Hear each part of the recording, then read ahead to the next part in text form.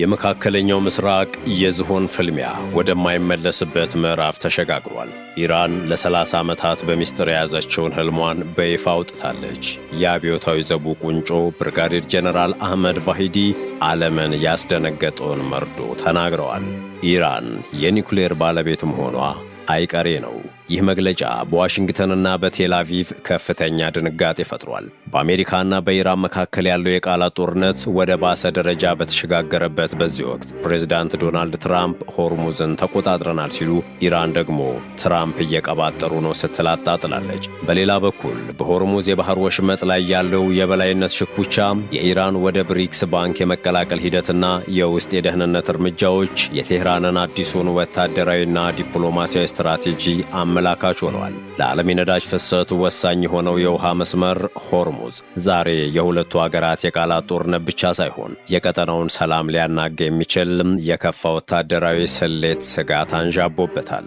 የኢራን ከፍተኛ ባለሥልጣናት አሜሪካ የተሳሳተ ስሌት እንዳትከተል በማለት አስጠንቅቀዋል። የባህር ሰርጡም ሙሉ በሙሉ በቴህራን ቁጥጥር ስር ነው የሚለውን ጠንካራ አቋማቸውን በድጋሚ አረጋግጠዋል። የኢራን የውጭ ጉዳይ ሚኒስትር አባስ አራግቺ በሰጡት መግለጫ ዋሽንግተን ቀደም ሲል በኢራን ላይ የነበራት የስለላ መረጃ ውድቀት ለተሳሳተ ግምት ዳርጓታል ብለዋል። አሁንም በሆርሙዝ የባህር ሰርጥ ላይ ተመሳሳይ ስህተት መስራት ወደማይመለስ ጥፋት ሊያመራ እንደሚችል የሰጡት ማስጠንቀቂያ የቴህራንን ቁርጠኝነት ልክ የሚያሳይ ነው።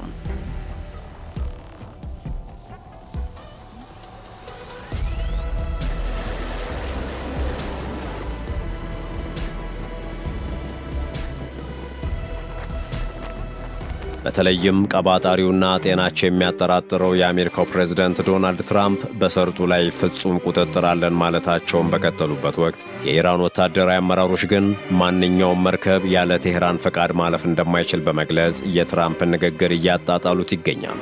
ይህ የቃላት ፍጥጫ በመሬት ላይ ካለው ወታደራዊ እንቅስቃሴ ጋር ተዳምሮ የቀጠናውን ስጋት በእጅጉ ጨምሮታል። አሜሪካ በቀጠናው ያላትን የሰው ኃይልና ወታደራዊ አቅም እያጠናከረች መሆኑን የሚጠቁሙ መረጃዎች ወጥተዋል። ይህም ለወደፊት ለሚኖር መጠነ ሰፊ ጥቃት ዝግጅት ሊሆን እንደሚችል ተንታኞች ይገምታሉ። ይሁን እንጂ ኢራን በአያቶላ ሙጅተባ ኻሜኒ መሪነት የሀገሪቱን ሉዓላዊነት ለመከላከልና ለማንኛውም ጥቃት ከበፊቱ የጠነከረ ምላሽ ለመስጠት ዝግጁ መሆኗን እየገለጸች ነው።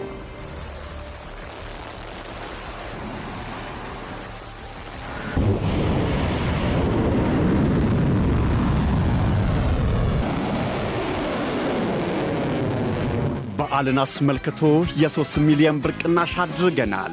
በተወዳጁ ሲኤምሲ ላይ እንደ ኢትዮጵያ እጅግ ቅንጡ ኮምፓውንድ አፓርትመንት ለሽያጭ አውጥተናል።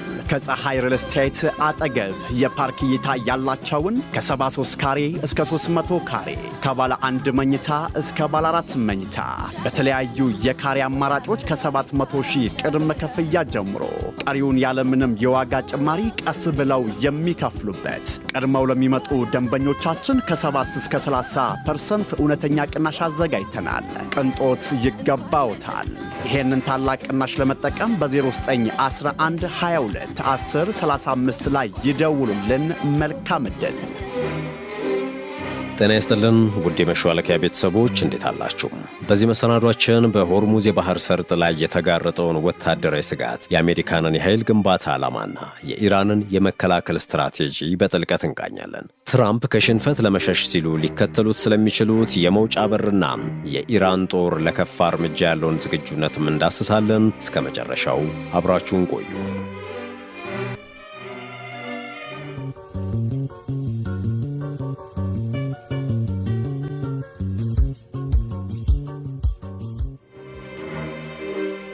አሜሪካ ሆርሙዝን በተመለከተ የተሳሳተ ስሌት እንዳትከተል ኢራን አስጠንቅቃለች። የኢራን የውጭ ጉዳይ ሚኒስትር አባስ አራግቺ አሜሪካ በስለላ ውድቀት ምክንያት የኢራንን ጦር በተመለከተ የተሳሳተ ግምት የወሰደች መሆኑንና በሆርሙዝ የባህር ሰርጥ ላይ ደግሞ የከፋ የተሳሳተ ስሌት መስራት ስጋት እንዳለባት ገልጸዋል። ከኢራን የአብዮታዊ ዘብ ጋር ግንኙነት ያለው የባሲሽ ከፊል ወታደራዊ ድርጅት አዛዥ ሁሴን ታይብ በበኩላቸው የሆርሙዝ የባህር ሰርጥ በኢራን ቁጥጥር አስተዳደር ስር ነው ብለዋል። ይህ እንደተባለው የአሜሪካው ፕሬዝዳንት ዶናልድ ትራምፕ በኢራን ላይ እየተካሄደ ባለው ጦርነት ምክንያት በቁልፍ የውሃ መስመሩ ላይ የንግድ መርከቦች እንቅስቃሴ በጣም ዝቅተኛ በሆነበት ወቅትም እንኳ አሜሪካ በሰርጡ ላይ ፍጹም ቁጥጥር አላት ማለታቸውን በቀጠሉበት ወቅት ነው። የኢራን የህታም አልአንቢያ ማዕከላዊ ዋና መስሪያ ቤት ቃል አቀባይ ታዲያ አሜሪካ ስለ መደበኛ የመርከቦች ትራፊክ የምትሰጠው መግለጫ ከውሸት ውጪ ሌላ ምንም አይደለም ብለውታል። ይህም የአሜሪካ ጦር ያለበትን የተስፋ መቁረጥና የእርዳታ እጦት የሚያሳይ ነው ብለዋል። በቃል አቀባዩ መግለጫ የተስፋ መቁረጥና የእርዳታ እጦት ውስጥ መሆኗ የተነገረባት አሜሪካ ታዲያ በቀጠናው ያለውን የሰው ኃይል ቁጥር እየጨመረች ነው ተብሏል። በሮያል ዩናይትድ ሰርቪስ ኢንስቲትዩት ባልደረባ የሆኑት ማይክል ስቲቨንስ አሜሪካ ከኢራን ጋር በገባችበት የአሁኑ ግጭትና አጣብቂኝ ውስጥ ለወደፊት ሊኖሩ የሚችሉ አማራጮችን እያዘጋጀች ነው ብለዋል። ትላንት ያነጋገሩኝ ጥቂት ሰዎች የአሜሪካን አየር ኃይል አባል የሆኑ ዘመዶቻቸው ወደ ቀጠናው እንዲሄዱ መጠራታቸውን ጠቁመዋል ሲሉ ተናግረዋል። ስቲቨንስ አክለውም በቀጠናው ያለውን የሰው ኃይል ቁጥር እየጨመሩ ነው፣ ይህም በግልጽ የሆነ የኃይል ግንባታ ምልክት ነው ብለዋል። በቴህራን የአፕላይድ ሳይንስ ዩኒቨርሲቲ ፕሮፌሰር የሆኑት ሞስታፋ ኮሽቼሽም በበኩላቸው ትራምፕ አልተሸነፍኩም ለማለት መጠነ ሰፊ ጥቃት ሊሰነዝሩ ይችላሉ ብለዋል። ዋሽንግተን በቀጠናው ያሉ የአሜሪካ ኤምባሲዎች በዝቅተኛ የሰው ኃይል እንዲሰሩ ማዘዟ ለዚህ ፍንጭ እንደሆነም ገልጸዋል። የሆርሙዝ የባህር ሰርጥን መክፈት ያልቻሉት ፕሬዝዳንት ትራምፕ ሽንፈታቸውን ሳያምኑ ከግጭቱ የሚወጡበትን መንገድ እየፈለጉ እንደሆነ የተናገሩት ፕሮፌሰሩ ትራምፕ መሬት ላይ ያለው እውነታ ምንም ይሁን ምን ተሸንፌያለሁ አይልም፣ ድል ማግኘቱን ለማወጅ የመውጫ በር ሲፈልግ ቆይቷል፣ ነገር ግን ደጋግሞ አልተሳካለትም ብለዋል። ዋሽንግተን በቀጠናው ያሉ የአሜሪካ ኤምባሲዎች በዝቅተኛ የሰው ኃይል እንዲሰሩ ማዘዟ በሚቀጥሉት ሳምንታት ወይም ወራት በኢራን ላይ መጠነ ሰፊ ጥቃት ለማድረስ ማቀዷን ያሳያል በማለትም ተናግረዋል። አስፈሪው የኢራን ጄኔራል በመጨረሻም የኢራንን የ30 ዓመታት ሕልም በይፋ አፍረጥርጠው ተናገሩ።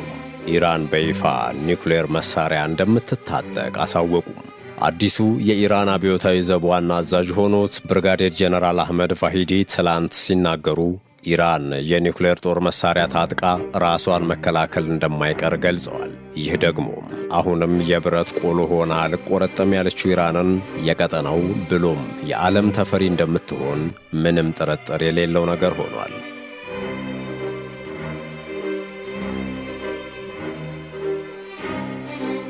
ባለፉት 24 ሰዓታት ውስጥ እጅግ ብዙ ተለዋዋጭ ነገሮች የሚመዘገቡበት በኢራንና በአሜሪካ መካከል እየተደረገ ያለው ሰጣ ገባ አሁንም እንደቀጠለ ነው። የሚሳኤልና ድሮን፣ የረጅም ርቀት ተተኳሾችና ሳይበር ጥቃቶች ቀዝቀዝ ሲሉ፣ በሁለቱም ወገን የቃላት ወረራው ግን እጅግ እየጦፈ ይገኛል። በአሜሪካ ወገን ግን የፕሬዝዳንት ዶናልድ ትራምፕን ያክል ነገሩን እያጦዘ ያለ የለም።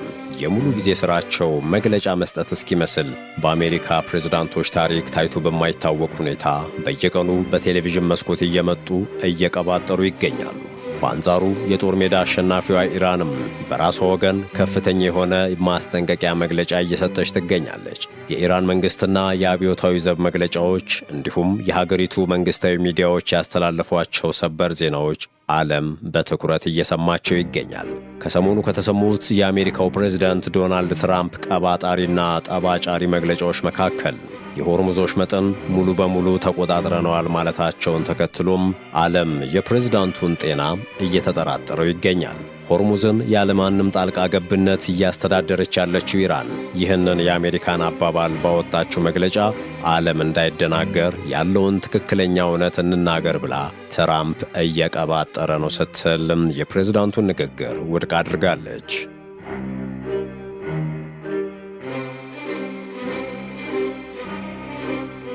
ለዚህም አሁን ላይ ያለው በሆርሙዝ ሰርጥ ላይ የመርከቦች እንቅስቃሴ መቀነስ እንደ ማሳያ መውሰድ እንደሚቻል ኢራን አስታውቃለች። ከጦርነቱ መጀመር በፊት የዓለምን 20 በመቶ የነዳጅ አቅርቦት የሚያስተላልፈው በከፍተኛ ደረጃ መርከቦች ይንቀሳቀሱበት የነበረው ይህ መስመር አሁን ከኢራን አሳ አጥማጆች ከአብዮታዊ ዘቡ የድንበር መጠበቂያ ጀልባዎች ውጪ የሚዘዋወሩበት አሳ ነባሪዎች ብቻ ሆነዋል። ኢራን ከኔ ፍቃድ ውጪ ማንም ዘር እንዳይል ብላም በወሽመጡ ላይ በጣለችው እገዳ ምክንያት በሆርሙዝ በኩል የሚያልፉ የንግድ መርከቦች ቁጥር በከፍተኛ ደረጃ ቀንሷል።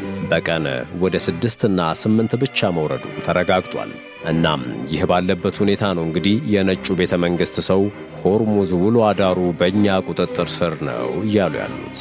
አሜሪካ በጉልበት አልሆን ሲላት ተስፋ ጥላበት የነበረው የሰላም ድርድርም ኢራን ባቀረበችው ጠንካራ አቋምና ቅድመ ሁኔታ እንደታሰበው ሳይሆንላት ሲቀር በተደጋጋሚ ጊዜ በየቀኑ ከሰዓታት በኋላ ይፈረማል በሚሉ የባለሥልጣናት መግለጫ የሕዝቡን ልብ ለማራራት እየሞከሩ ይገኛሉ። በፓኪስታንና በኦማን አጋዥነት ይደረግ የነበረው የ60 ቀናት የተኩስ አቁም ስምምነት እንዲራዘም የቀረበው ጥረት እንዳይሆኑ ሆኖ መበላሸቱ ተሰምቷል።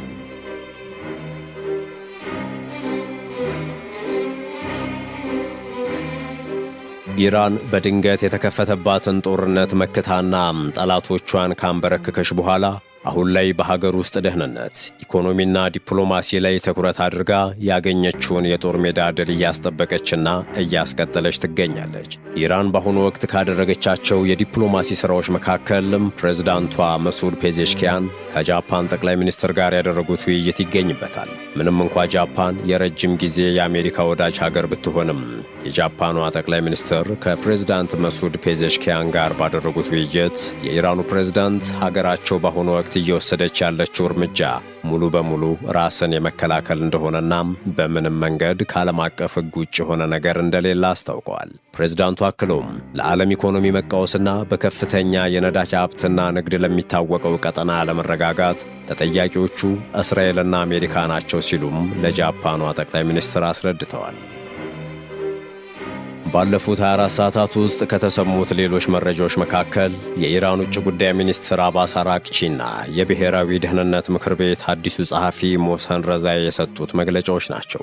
እነኚህ ሁለት የኢራን ከፍተኛ ባለሥልጣናት የሰጡት መግለጫ በኢራን ወታደራዊና የሲቪል ባለሥልጣናት መካከል ያለውን መናበብና ኢራን አሁን ካለችበት ደረጃ ከፍ አድርጎ ለማውጣት ያላቸውን ቁርጠኝነት የሚያሳይ ነው ተብሎለታል። ኢራን የሆርሙዝ ሰርጥ የመርከብ መተላለፊያን በተመለከተ ሙሉ ለሙሉ ለመክፈት ሀገራቸው ቅድመ ሁኔታዎች እንዳሏት ገልጸዋል።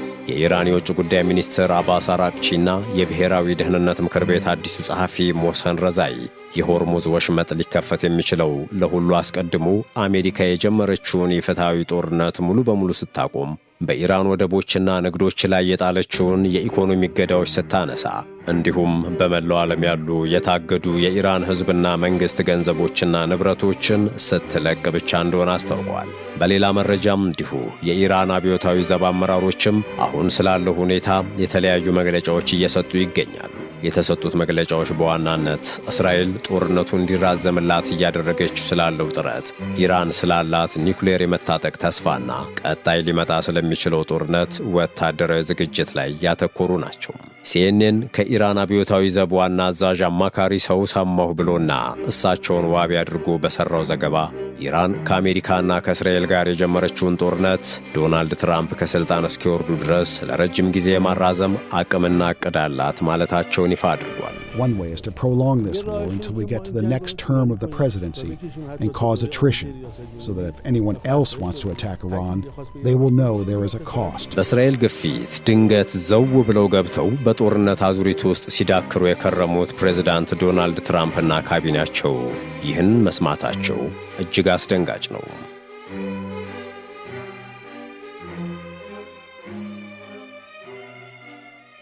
ሌላው አብዮታዊ ዘቡ ያስታወቀውና አሜሪካና እስራኤልን ያስደነገጠው የኢራን አብዮታዊ ዘብ ኃላፊዎች መግለጫ ቴህራን የኒውክሌር ጦር መሳሪያ መታጠቅ አይቀሬ መሆኗ ነው።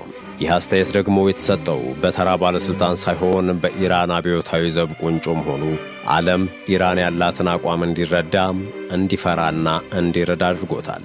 ኢራን ኒውክሌር መታጠቅ አለብኝ ካለችበት ጊዜ ጀምሮም እስከ ዛሬ ድረስ በብርጋዴር ጀነራል አህመድ ቫሂዲ ደረጃ ባለ ቁንጮ ባለሥልጣን ሀገሪቱ ኒውክሌር የመታጠቅ ምኞትና ዕቅድን ይፋ አድርጋ አታውቅም። የኢራን አብዮታዊ ዘብ ዋና አዛዥ የሆኑት ብርጋዴር ጀነራል አህመድ ቫሂዲ ትላንት ባደረጉት ንግግር እስራኤልና አሜሪካ የኒውክሌር ታጣቂ ሆነው እስከቀጠሉ ድረስ ኢራንም የኒውክሌር ጦር መሳሪያ የመታጠቅ ዕቅዷን ወደ ኋላ አትልም ሲሉ ለመጀመሪያ ጊዜ ይፋ አድርገዋል። እናም ኢራን ከፓኪስታን ቀጥሎ ሁለተኛዋ የኒውክሌር ጦር መሳሪያ ያላት ሙስሊም ሀገር ለመሆን ዕቅድ መያዟን አሳውቃለች።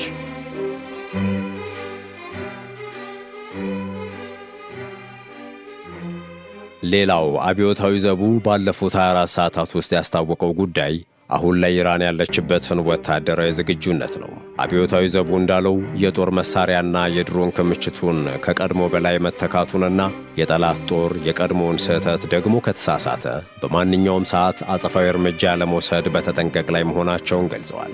ሌላው ኢራን በአሜሪካ በእስራኤልና ምዕራባውያን እየደረሰባት ያለውን የኢኮኖሚ ጫና ለአንዴና ለመጨረሻ ጊዜ ለመቀልበስ እየተደረገ ያለውን ሥራ ኢራን ይፋ አድርጋለች። የኢራን ማዕከላዊ ባንክ ገዢ አብዶል ናስር ሄማቲ ኢራን በቅርቡ የብሪክስ ልማት ባንክን እንደምትቀላቀል በመንግሥታዊ ሚዲያዎች በሰበር ዜናነት አብስረዋል። ይህ እርምጃ የአሜሪካን የኢኮኖሚ ጫና ለመቋቋም ያለመ ነው ተብሏል። ኢራን በአሁኑ ወቅት ከዚህ ቀደም በከፍተኛ አመራሮቿና ሳይንቲስቶቿ ላይ የደረሰውን ግድያና ጥቃትን ለመከላከል በሀገር ውስጥ ያላትን የደህንነት ደረጃ በከፍተኛ ደረጃ እያሳደገች ትገኛለች። ለእነዚህ ሥራዎች መከላከል ደግሞ ሀገር ውስጥ ሆነው ለእስራኤልና አሜሪካ የሚሰልሉ ኢራናውያንን ተከታትሎም የዘረጉትን የደህንነት መረብ መበጣጠስ ነው ተብሏል። በዚህም ከሰሞኑ በተከታታይ ሀገራቸውን ከርተው ለእስራኤልና አሜሪካ የሰለሉ ኢራናውያንን ለፍርድ እያቀረበች ነው። የኢራን መንግሥታዊ ሚዲያዎች እንደዘገቡት ከጦርነቱ ጋር በተያያዘ የሀገሪቱን ብሔራዊ ደህንነት አደጋ ላይ ጥለዋል የተባሉና ከእስራኤል የደህንነት ተቋማት ወይም ሞሳድ ጋር ግንኙነት አላቸው የተባሉ ግለሰቦች ላይ የተወሰደውን ፍርድና የሞት ቅጣት እርምጃም ይፋ አድርገዋል።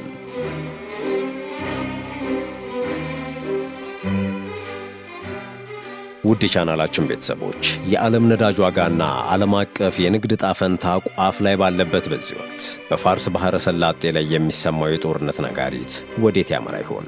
ቴህራንና ዋሽንግተን የገቡበት አጣብቂኝስ የሚፈታው በዲፕሎማሲ ወይንስ በከባድ መሳሪያ? ሐሳባችሁን በኮመንት መስጫው ላይ አጋሩን። ስለተከታተላችሁን ከልብ እያመሰገንን ለቻናሉ አዲስ የሆናችሁ ሰብስክራይብ በማድረግ አዳዲስ ተረኮችን ስንለቅ በቅድሚያ እንዲደርሷችሁ ማድረግ እንደምትችሉ በማስታወስ ተሰናበትን።